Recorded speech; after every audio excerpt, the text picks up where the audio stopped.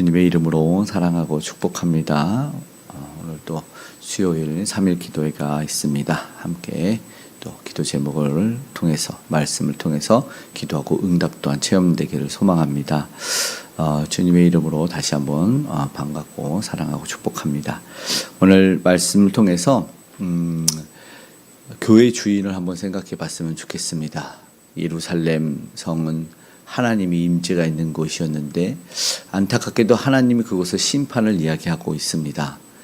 당시는 시기적, 시대적, 역사적으로는 예수님이 오시기 전에 이미 구약의 북이스라엘은 멸망을 당하고 남쪽에 남유다, 베냐민 지파와 유다 지파만 남은 상황 속에서 이제 하나님의 경고의 메시지를 듣고 종교개혁도 일어났으면 이제 조금 더 하나님이 기뻐하는 모습이 이어져야 될 텐데 안타까운 것이 사실은 남아있는 죄악이었습니다.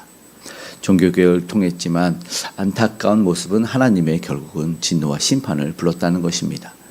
오늘 이 심판의 내용에 이어져서 하나님의 회복의 말씀이 우리가 잘 아는 이 3장 17절 그러니까 너로 말미암아 기쁨을 이기지 못하며 너를 잠잠히 사랑하며 즐거이 부르며 기뻐하시리라라는 우리가 잘 알려진 말씀이 선포되기까지 그 전에 오늘 경고의 말씀이 하나님의 성전인 예루살렘 그리고 그 안에 있는 유다 백성들에 대한 심판의 말씀이 이어지고 있습니다. 1절에는 폐역하고 더러운 거 포악한 그 성읍이 화 있을진저 말합니다. 세 번째 성경에는 망하고야 말 도성하 이렇게 하나님의 마음이 선포되고 있는 것입니다. 그 뿌리 깊었던 죄악이 이제 뽑을 수 없었던 것인지 하나님은 심판을 작정하셨습니다. 아는 대로 하나님의 도성이라고 불렸던 곳인데 하나님의 임재가 있는데 안타까운 것이죠. 과연 우리도 생각해 보길 원합니다. 하나님의 공동체, 하나님의 이름으로 모이는 모든 곳에 교회에 과연 주인이 하나님이 되시는지를 우리는 돌아보아야 될 것입니다. 행여나 그 욕심에 따라서 우상들이 섬겨지진 않는지 사람이 왕이 되는 곳은 아는지 우리는 반드시 교회들은 하나님의 뜻대로 움직이는 곳이 되기를 간절히 소망하며 오늘 우리가 기도하는 마음이 있었으면 좋겠습니다. 2절에는 이야기가 명령을 듣지 않고 이유가 나와 있습니다. 왜 화가 있냐? 교훈을 받지 않습니다. 무슨 말일까요? 사람이 많으면 사람들의 얘기가 넘쳐납니다. 하나님의 말씀이 귀를 기울여야 되는데 다른 건 들리지 않고 내가 듣고 싶은 말만 듣죠. 오늘날 더 많이 그렇다고 얘기가 들려요. 듣고 싶은 설교. 그러니까 하나님이 말씀하고 싶은 것이 아니라 내가 듣고 싶은 말씀을 듣고 싶다. 이것이 어쩌면 우리의 시대의 문제, 만연해 왔던 끝까지 해결되지 못한 우리의 문제들이 아닌가 생각됩니다. 하나님의 말씀은 재미가 없고 좀이 쑤시고 그리고 어렵다. 만약에 그러면 오늘 우리는 기도하기를 하나님 내게 주시는 말씀을 들려지길 원합니다. 어려운 말씀을 읽고 통독할지라도 또 말씀의 설교를 들을지라도 그 가운데 내게 들려진 말씀 하나님이 하시는 말씀을 듣기를 원합니다라고 그렇게 기도할 수 있기를 간절히 원합니다. 왜 교훈 명령 그 교훈과 명령은 내게서 나오는 게 아니지 않습니까? 사실은 하나님이 더 이상 하나님이 아니다라는 반증이기도 하죠. 말씀하시는 분의 말씀을 들어야 된다라는 것이죠. 그런 말은 사실은 더 이상 하나님이 왕이 아닐 수 있다. 주인이 하나님이 아니다. 그렇기 때문에 2절 후반부에는 그렇게 말합니다. 자기 하나님에게 가까이 나아가지 아니하였도다. 당연히 하나님에게 나아갈 이유가 없죠. 그러니까 교훈도 명령도 들리지 않는 것이죠. 분명하게 이어서 3절에는 거기에 대한 책임자가 있죠. 방백과 재판장, 지도자들이죠. 기본적으로도 하나님이 그들에게 주신 권위를 인정해야 될 텐데 그런데 공의를 행하지 않는다면 지도자들이 방백과 재판장들이 그러면 하나님의 입장에서는 우리가 잘 아는 대로 촛대를 옮기신다는 표현을 하는 것이죠. 그런데 그들이 어떠한 책임을 물게 되냐면 포악했다고 이리처럼 잔인하고 탐욕스럽다고 하나님은 묘사를 하고 말씀하고 있습니다. 그래서 오늘 우리날 지도자들을 위해서 기도해야 되지 않습니까? 이게 뭐 과거에 정말 예수님 오시기 전에 600년 전의 이야기가 아니라 오늘날도 많은 문제가 그 문제 아니겠습니까? 세습의 문제도 그것 아닐까요? 예. 계속해서 교회가 문제가 생기는 것은 지도자가 왕이 되고 누군가가 그 교회의 재산을 마음껏 사용하게 됐을 때 문제들이 생기고 분란과 싸움과 다툼이 나는데, 제발 군림하는 사람이 아니라 하나님이 군림해야 된다. 이글수록 겸손하게 고개를 숙여야 되는 모습은 교회도 당연한 것이죠. 가졌을수록, 그리고 배웠을수록, 지위가 높을수록 황제가 아니라 겸손히 섬기는 우리 주님의 모습을 배워야 됩니다. 재벌이 왕이 되지 않는 교회. 그래서 위정자들을 위해서도 기도하고 교회를 맡은 모든 이들, 저를 포함한 모든 이들을 위해서 한 번 더 하나님의 도우심을 위해 기도해 주셨으면 좋겠습니다. 4절에는 선지자들도 당연히 말하겠죠. 경솔하고 간사한 사람들, 제사장들은 성소를 더럽혔다, 율법을 범했다. 스바냐, 이 말씀을 대언하는 자도 사실은 왕족이었고 제사장이었습니다. 그러나 중요한 것은 바른 말씀을 전하고 있다는 겁니다. 내가 속하니까 그 말은 제외하고가 아니라 나도 들어야 될 말씀이에요. 오늘 저와 여러분 모두가 들어야 될 말씀. 그리고 중요한 것은 삶을 살아내야 됩니다. 설교보다는 설교의 말씀을 살아내는 것이 더 영향력이 있다, 하나님이 보신다 생각됩니다. 그 삶을 살아내는 사람들이 힘들고 고난에도, 이건 너무 어려운 말씀이라도 삶을 살아내는 사람들이 많아지기를 우리는 소원하고 소망합니다.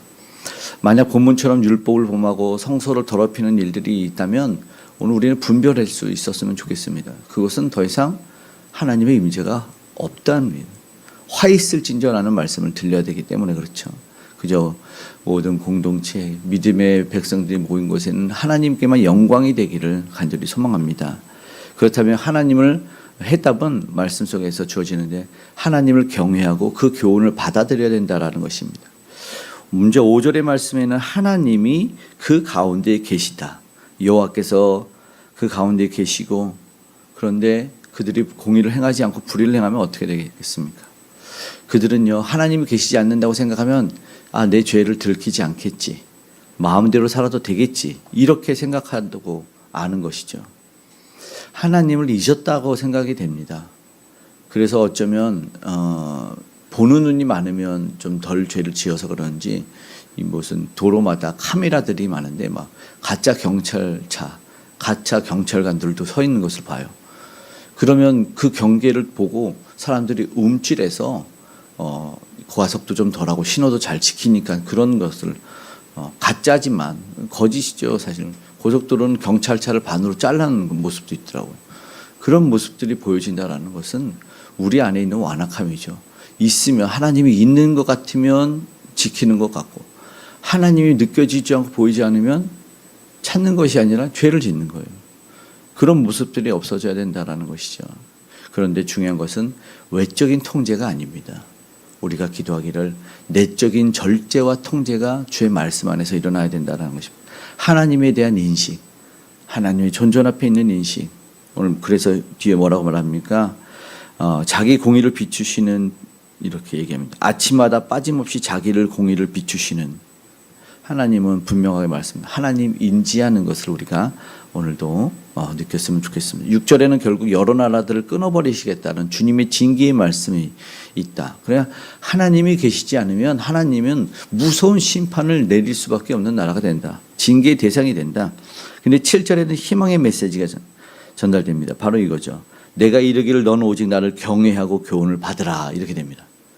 그럼 반전이죠. 그리하면 내가 형벌을 내리기로 했지만 안 내리겠다라는 말씀입니다. 아무리 심각한 제약이라도 하나님을 찾고 죄를 돌이키면, 그러면 하나님은 돌이켜 주시는 거예요. 다만 그 행위를 더럽게 하는 악이 있다면 부디 그 악을 버리고 주님에게 나아갈 수 있기를, 그런 모습이 있기로, 그런 기도가 있기를 원합니다. 어쩌면 기회가 있는데 기회를 놓치지 않았는지 하나님이 오늘 이런 경외하고 교훈을 받으라는 교훈을 주시면 우리가 그 교훈에 다시 한번 순종으로 나아갈 수 있기를 바랍니다. 읽은 본문의 마지막인 스바냐 3장 1절에서 8절의 말씀은 나 여호와가 말하노라 라면서 하나님의 뜻을 정하고 분노를 쏟을 거다. 그리고 온 땅이 질투의 불에 소멸되리라 말합니다.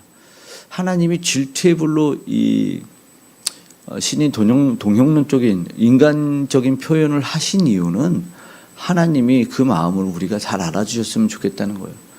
하나님이 우리의 진지한 인격적 사랑과 경외의 대상인데 이미 저들은 다른 것에 눈을 돌렸다라는 반증이죠.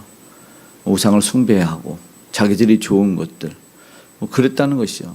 그런데 하나님의 이 본문에는 작정에는 심판이 사라지진 않았습니다. 결과적으로도 유다는 심판당해서 포로의 생활 70년 하고 돌아오는 것을 보게 됩니다.